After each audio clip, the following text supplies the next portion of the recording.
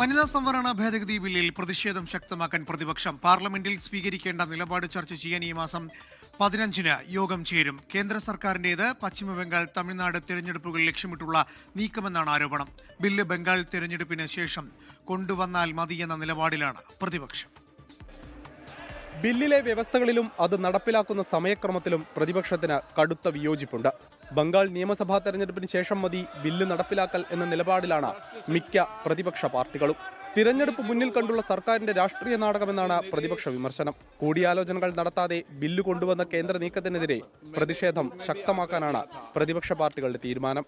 പാർലമെന്റിൽ സ്വീകരിക്കാനുള്ള നിലപാടുകൾ ചർച്ച ചെയ്യാൻ ബുധനാഴ്ച ഇന്ത്യ സഖ്യം യോഗം ചേരും. വ്യാഴാഴ്ച പാർലമെന്ററി പാർട്ടി നേതാക്കളും യോഗം ചേരുന്നുണ്ട്. വനിതാ സംവരണ നിയമത്തെ പ്രതിപക്ഷം നേരത്തെ ഒറ്റക്കെട്ടായി പിന്തുണച്ചതാണ്. എന്നാൽ ഇതിനെ മണ്ഡല പുനർനിർണയവുമായി ബന്ധപ്പെടുത്തുന്നതിലാണ് ആശങ്ക എന്ന് കോൺഗ്രസ് അറിയിച്ചു.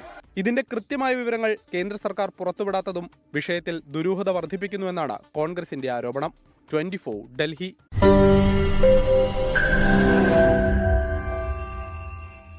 ലോകത്തെവിടെയായാലും ഏത് സമയത്തും 24 വാർത്തകളും ഓഗ്മെന്റഡ് റിയാലിറ്റി പാക്കേജുകളും എക്സ്പ്ലെയിനറുകളും വിശദമായി കാണാൻ ഞങ്ങളുടെ യൂട്യൂബ് ചാനൽ നിങ്ങൾക്ക് സബ്സ്ക്രൈബ് ചെയ്യാം.